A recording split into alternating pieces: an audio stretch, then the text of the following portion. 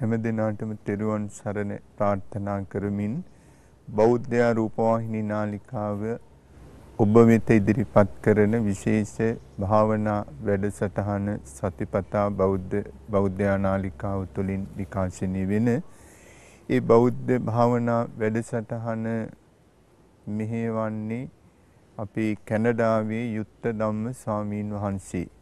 ඉතින් අද මේ වැඩසටහන සිදු කරන්නේ පටිගත කරනු ලබන්නේ සුවිශේෂී ස්ථානයක සිටගෙන ඊටාම මනස්කාන්ත පරිසරයක බොහොම ශාන්ත සුන්දර ස්ථානයක සිටගෙන මේ ස්ථානයේ තමයි මින්නීරිය කාලතුවක්කු හමුදා සංකීර්ණය.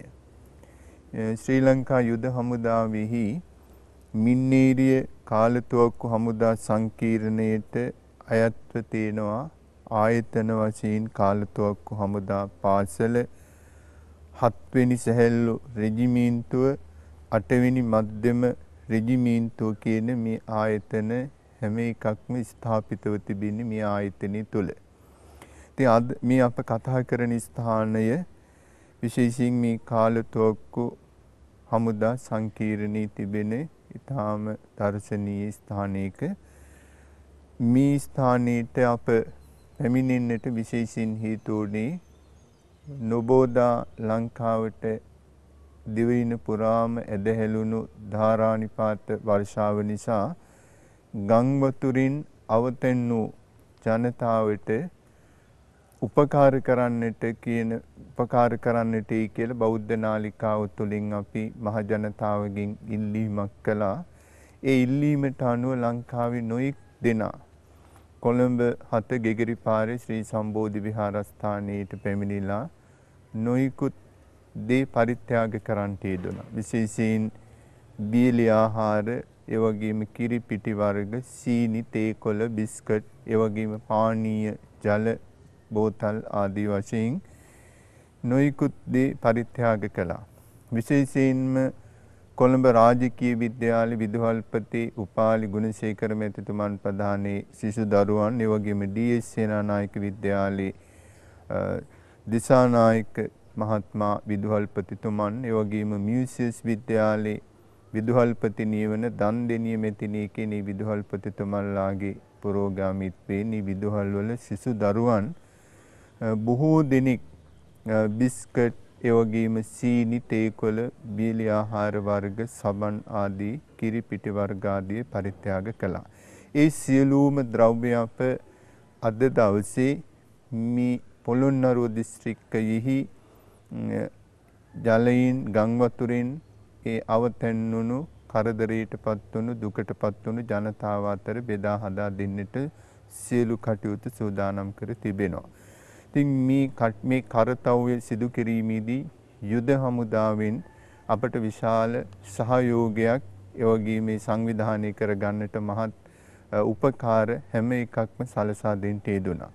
විශේෂයෙන් සම්බෝධි විහාර දායක සභාවේ වර්තමාන සභාපති ආරක්ෂක ලේකම් ගෝඨාභය රාජපක්ෂ මැතිතුමනුත්, ඒ වගේම යුද හමුදාපතිතුමන් ප්‍රධානී හමුදාවේ හැම දෙනාගේම සහාය ලැබුණ. විශේෂයෙන් මේ කාර්යයේදී මේ සඳහා මහත් උපකාර සංවිධාන කටයුතු ඉටු කර දීමේදී සිදු කරන්නට යෙදුණු යුද හමුදා ප්‍රධාන මාණ්ඩලික මේජර් ජෙනරල් දයා රත්නායක මැතිතුමන් ප්‍රධානී කාර්ය මණ්ඩලය, ඒ වගේම මේ කපිතාන් ප්‍රදීප් මහත්මයා ඇතුළු පිරිස මේ ස්ථානයේ මේ ආයතනයේ නැත්නම් මින්නීරිය කාලතුවක්කු හමුදා සංකීර්ණී ජ්‍යෙෂ්ඨතම නිලධාරී තුමන් හිටියට කාලතුවක්කු හමුදා පාසලේ විධායක ලුතිනන්ට් කර්නල් අජිත් දිසානායක මහත්මයාත්, ඒ වගේම මේ අවස්ථාවට සහභාගීව සිටින මේජර් ලංකා ප්‍රනාන්දු මහත්මයා, ඒ වගේම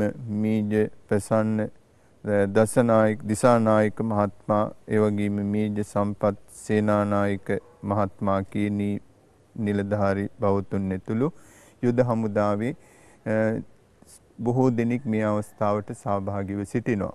තිඟි හැම දිනාටම අපි විශේෂයෙන් පින් දෙනවත් තෙරුවන් සරණ ප්‍රාර්ථනා කරනවා. මොකද අපි මා සමග පැමිණුණු මේ විදේශීය ස්වාමින් වහන්සේලා ඇතුළු මහා සංඝරත්නයේට මේ යුද හමුදා සංකීර්ණයේදී මේ පින්තුන් දානි පූජා කරන්නට යෙදුණ මහා සංඝරත්නයේට දන් පැන් පිරිනමල එප උපස්ථාන කළා.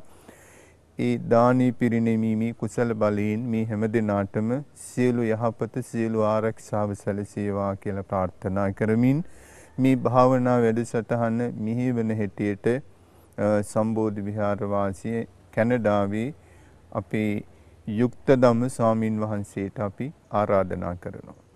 බුද්ධං සරණං ගච්ඡාමි ධම්මං සරණං ගච්ඡාමි සංඝං සරණං ගච්ඡාමි ဒုတိယံ පි බුද්ධං සරණං ගච්ඡාමි ဒုတိယံ පි ධම්මං සරණං ගච්ඡාමි ဒုတိယံ පි සංඝං සරණං ගච්ඡාමි တတိယံ පි බුද්ධං සරණං ගච්ඡාමි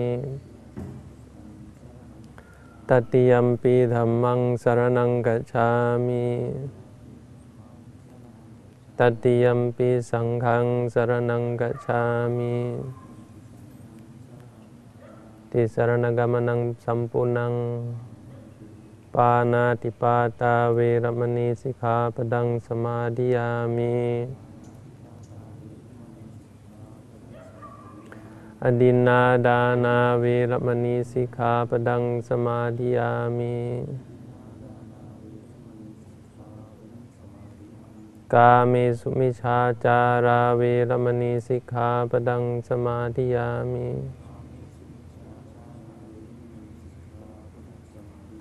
Musāvādā veramani sikkhapadang samadhiyami Sura meraya majjapamadatthana veramani sikkhapadang samadhiyami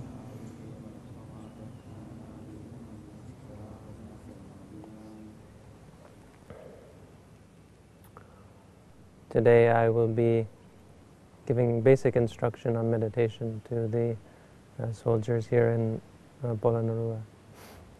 I'd like to thank you for inviting us today. And I appreciate that you're all interested in the practice of the Buddha's teaching. The Buddha's teaching is not something just for monks, and it's not something that's just for the monastery. The Buddha's teaching is a training, just as all of you have to train as soldiers. The practice of the Buddha's teaching is for the purpose of training the mind. And here as soldiers, better than anyone, I think you can understand the importance of training the mind. If your mind is not trained, just as the Buddha said, it can be your worst enemy. There's no one in the world who can harm you more than your own mind if it's untrained.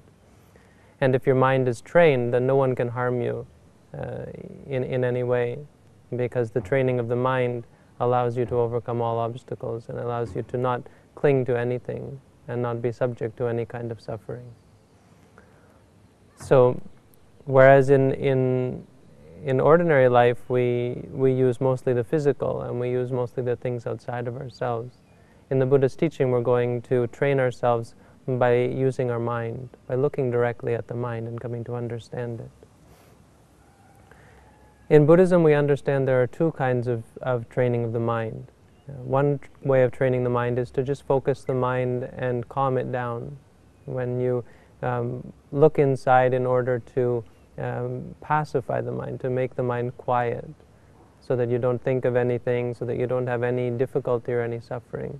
Kind of like a vacation or a rest for the mind, where the mind is able to recuperate.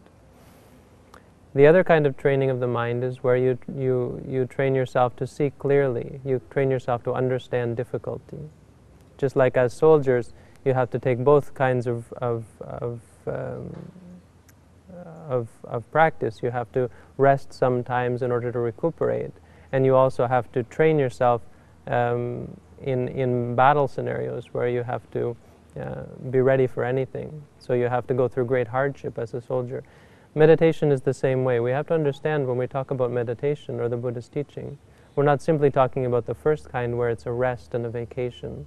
We're not trying to simply calm the mind down. We're also trying to understand the things that we have in our mind that are causing us suffering, or the things that we have in our mind that are less than optimum, that are causing problems for us, and not allowing us to live our lives and do our work properly and to our fullest. So today I'm going to explain the difference between these two types of meditation, two types of mental training. And I'm going to try to explain to you the second type, because I think it's more clearly the type of meditation that the Buddha would have us practice. And it's much more useful, especially since we have limited time. So the difference between meditation types, the type of meditation to calm the mind and the type of meditation to allow you to see clearly, the meditation practice itself is actually not different. The point of the meditation is to focus our mind on one object, to pick anything, any object, and to establish the mind in some sort of specific state based on that object.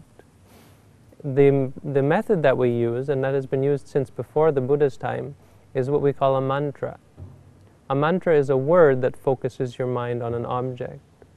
So if you want to practice to calm your mind, you would take a word based on something an object that would have the benefit of calming the mind, and repeat that word again and again, focusing your mind on the object. If you want to learn to see clearly, to understand the problems in your life, you would focus on the problems. And you would pick a word, and you would repeat that word to yourself, reminding yourself of the nature, so that your mind goes closer and closer and sees clearer and clearer the nature of the problem. So the technique is the same of using this mantra, using this word. And I'm going to now explain to you how we use this word in order to see clearly. But the difference between the two types of meditation is not in the technique, it's in the object. So as I said, if you want to calm the mind, you have to focus on something that is going to calm the mind, and that has to be something that is stable, that is tranquil, that is not chaotic and is not problematic, is not going to cause you suffering. You can focus on the Buddha. Many Buddhists will practice meditation focused on the Buddha. Just as people in other religions will focus on a God, because the God for them is the highest, and it will allow them to calm their mind. It's something that they have great faith in. So for example, if you close your eyes and just say to yourself again and again, Buddha, Buddha, Buddha, or Buddho, Buddho, Buddho. Or if you repeat the qualities of the Buddha, Samma, Sambuddho, or Arahang, and so on, it will calm the mind, because it will be something that we have great faith in, that we believe in very much, and that brings happiness to us. And with the happiness comes concentration. Now, because the Buddha is something that we think of in our mind, it's not something that actually exists in our experience. It's something that's very stable. It's something that we can imagine in any way. So we can imagine the Buddha smiling and calm and serene, surrounded by the forest and so on. And as a result, our mind will become very calm. In insight meditation, the object that we have to take has to be something that will allow us to understand the problems that we have. So the meditation to see clearly, what we call insight meditation, the object actually has to be something that is problematic, something that is going to test us. Just as soldiers, you have to go out and test yourself. You have to go through very arduous trials. If it were very easy, you would gain nothing. You would train yourself very little. But when you focus on, when you work on those things that are problematic, just as with meditation, it will train your mind. It will train yourself, and it will allow you to deal much better with with such similar problems in the future. So here we're going to look at those parts of our experience that are problematic. We're going to look at our day-to-day experience and see where the problems are and learn more about them and understand the way we relate and the way we react to the world around us, to allow us to relate and react and live in a much more wise and trained manner. For instance, when we experience painful feelings, sitting on the ground or or the heat and the cold and the sun and so on, can cause great suffering for us. Now, if we're untrained, we might get very angry and upset and not be able to stay patiently through it. But after you train yourself to see clearly the experience and understand it, then it won't cause any problem for you. Right now, if you have you feel the heat from the sun, or the hardness or the pain from sitting for a long time, because our mind is untrained, this is causing us suffering. But if we focus on it and we learn about it and we come to understand it, we will realize that there's actually two different things happening here. There's the experience, and then there's our judgment of it, the way we're reacting and relating to it.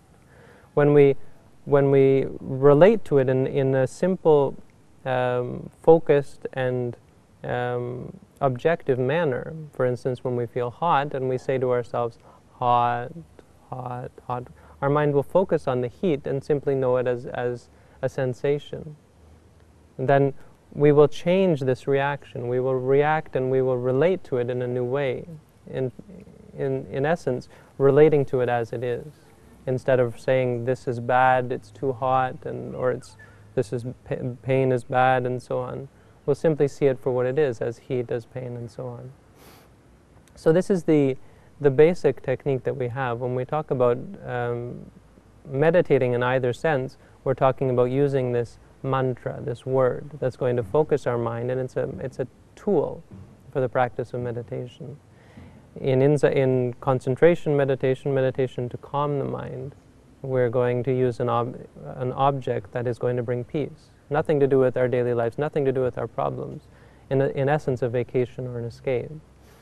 In the practice of meditation to see clearly, to understand, we're going to use a part of our experience. And in fact, what I'm going to explain to you now is that you can use any part of your experience. There will be no time and no experience that cannot be used in the practice of meditation, as long as it's some part of reality. You're not creating it in your mind. Then it will help you to learn about reality. It will help you to learn about your lives. So we're not going to look for anything. We're not going to try to create an experience. We're going to look at what's happening in our minds, because this is who we are. The wisdom that the Buddha would have us gain is wisdom about ourselves, wisdom about our lives and our experience, wisdom about what's going on in your mind right now. Because at this moment, you'll find that as you're listening to me, as you're trying to understand what I'm saying, there's many things occurring in your mind. You'll find that you're not able to simply focus and experience and relate directly to what I'm saying. First of all, there might be external distractions.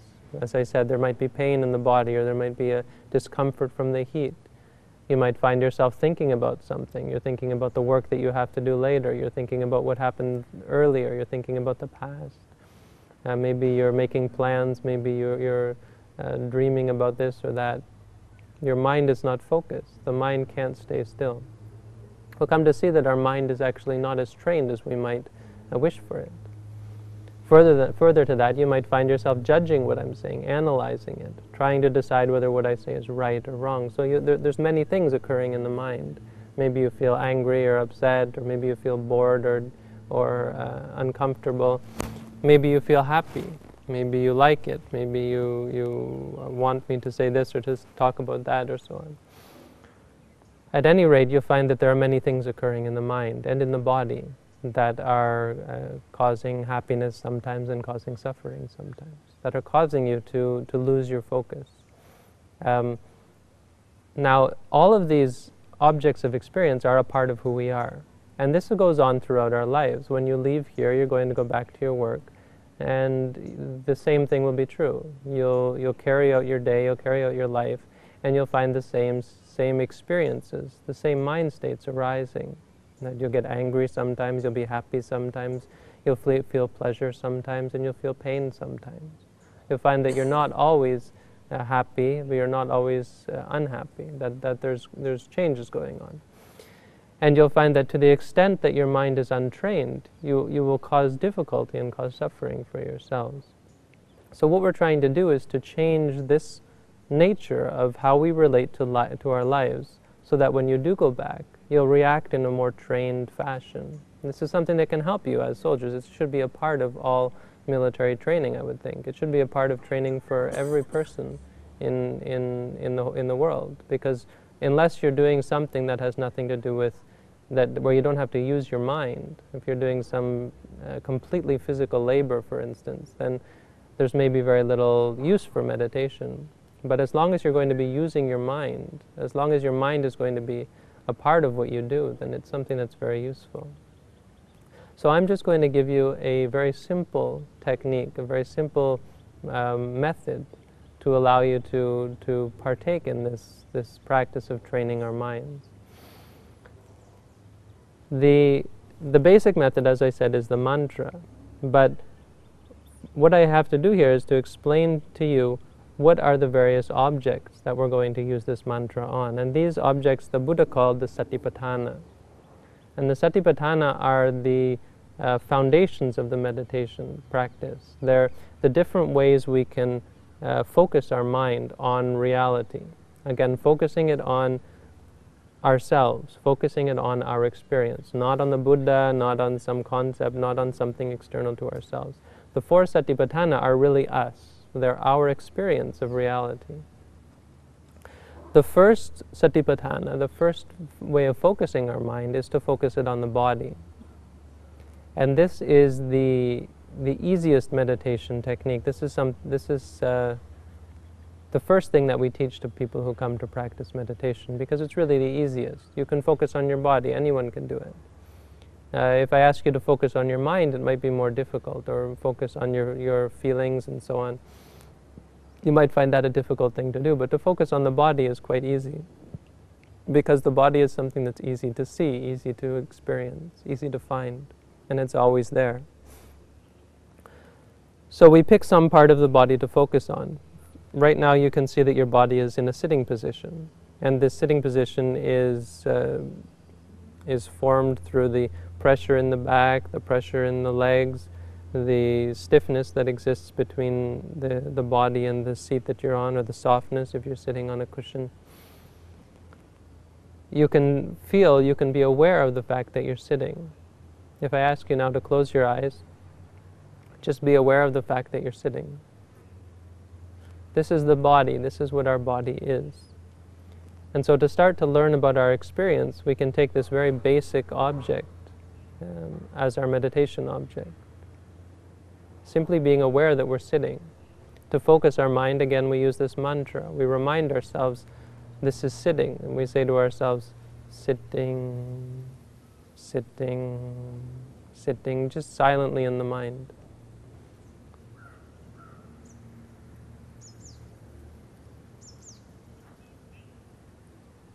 This is a way of focusing your mind on the present moment, focusing your mind on the reality of your experience. Just say to yourself, sitting, sitting, sitting. It's very simple, but it keeps your mind here, and it allows you to understand, to examine, and to learn more, and to understand deeper the reality of our experience and our reaction in relation to the world around us.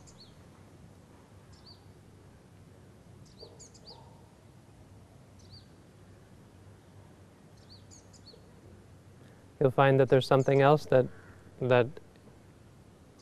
you'll be aware of as you watch the body, and that's the breath. You'll find that you can probably feel the stomach rising and falling as you breathe in and out. And so we can be aware of that as well. Again, in meditation, it doesn't matter what we take as our object. It should be something that's clearly evident to us. So in fact, it should change. Just as the mind moves from one object to another, so too our meditation should move from the one object to another as our mind moves. So if you become aware of the stomach rising and falling, you can simply say to yourself, rising, falling, rising, falling.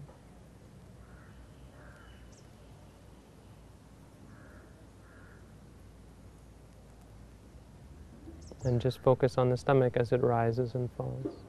It doesn't really matter what object you use, but these are two that are quite easily observable, even just when you begin to meditate.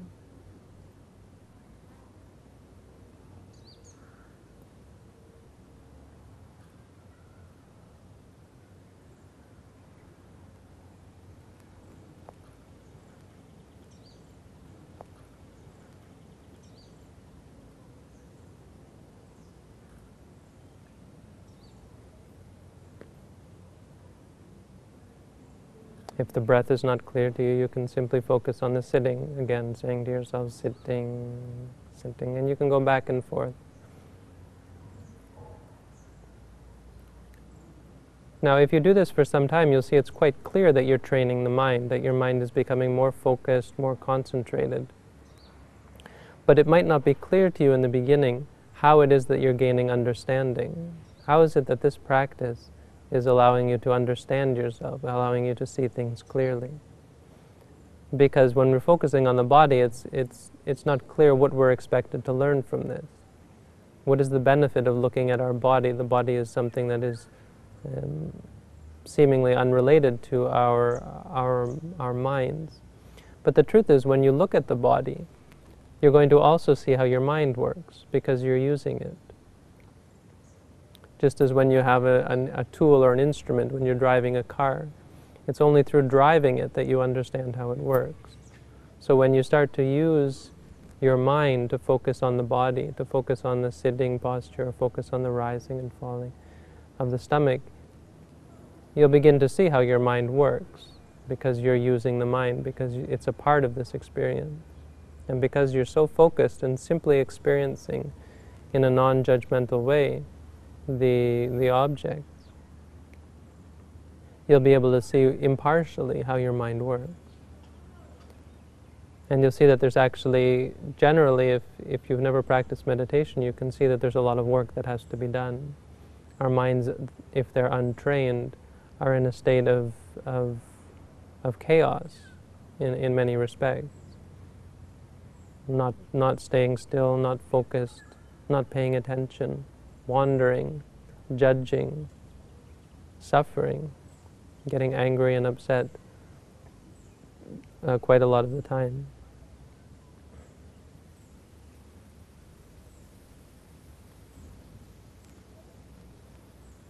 And so, through taking the body as the object of our meditation, we'll come to see the mind more clearly. We'll come to see our reactions to the experiences that we observe much, much clearer than before. And so the next step is to take these objects, these parts of the mind, these mental components, as the object of our meditation. Starting with the sensations that arise in the mind. They might be painful sensations that arise based on the body. They might be pleasurable or calm sensations. But this is the first gross and obvious thing that will arise through our practice as we continue. In the beginning, we probably feel a lot of pain from the newness of the position. You'll feel pain in your legs, pain in your back, maybe even pain in your head, pain in your shoulders, and so on.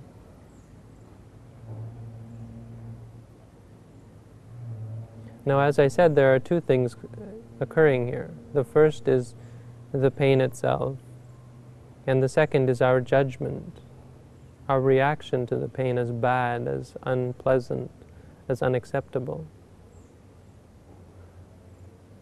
And so the real and true problem with the pain is not the pain itself, but it's our reaction. It's the way we relate to it.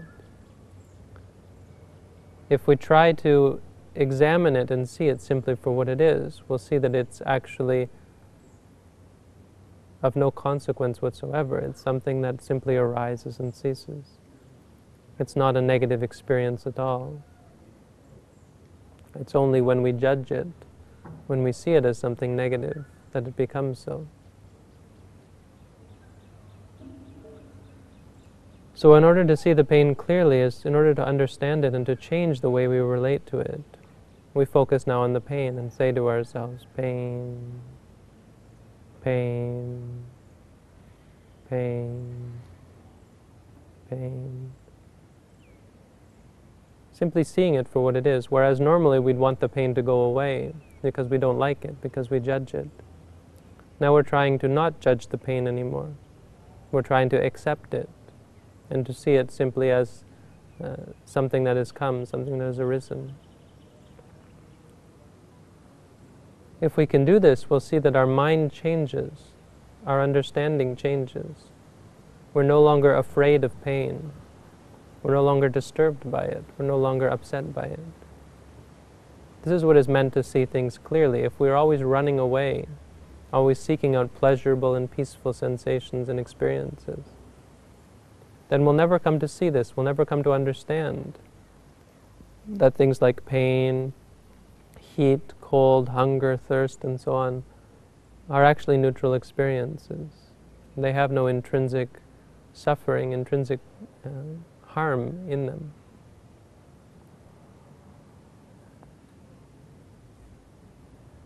So you can try that when you feel pain. Simply say to yourself, pain, pain, pain, again and again until it does disappear. When it's gone, then come back again to the body, focusing on the rising and the falling of the stomach, or the sitting posture, or any such object.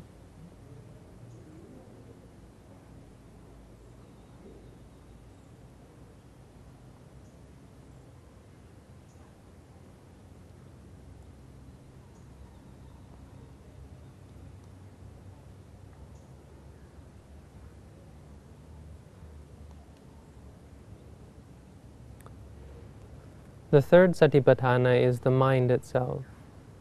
You'll find that when you focus on the body or you focus on the feeling, there's still something that we've left out, and that is the mind itself. That it's all well and good when you're able to focus on these things, but you'll find that your mind is not always able to focus.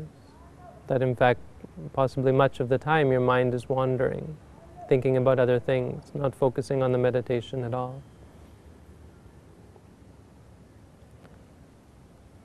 And clearly this is a problem. This is the sign that our mind is not well trained. But it doesn't mean that we can't meditate. It doesn't mean that we're not able to practice. Again, we don't have to pick our object. We can focus on the mind itself. When we're aware of our thoughts, all the better. Now we're able to look directly at the mind. So we simply focus on the thought and say to ourselves, thinking, thinking, thinking. So instead of perpetuating the thought and continuing it, following after it, we're simply aware that it's a thought. We cut the chain. And you'll find that the thought disappears actually quite quickly. That you're back in the present moment. You're able to see things as they are again.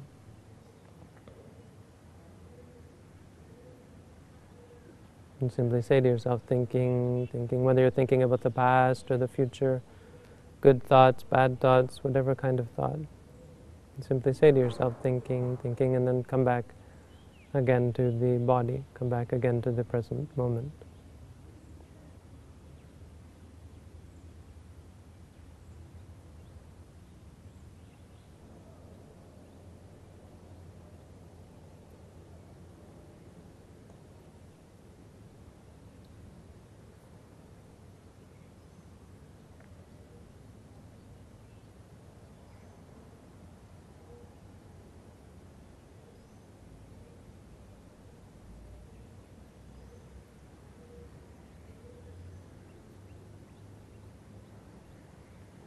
The final satipatthana is the emotions. So when you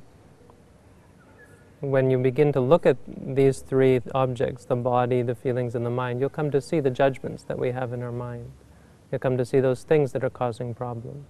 So when these arise, liking, disliking, and so on, laziness, distraction, confusion, and so on, again, we simply take them as our object. Liking, liking, disliking, disliking, and so on. This is a basic meditation practice. I don't expect for all of you to really pick this up in such a short time. But I wanted to explain to you the basics of how we practice meditation, and I hope this has been of some use to you. Again, I'd like to thank you all for inviting us, and I hope you're able to put these techniques into practice, and that you're able to, for yourselves, come to train the mind to a higher degree, and that it's of benefit to you in your lives, for your development and spiritual progress, and peace, happiness, and freedom from suffering. Thank you all again for coming to listen to me, and have a good day. Teruvan Saranai.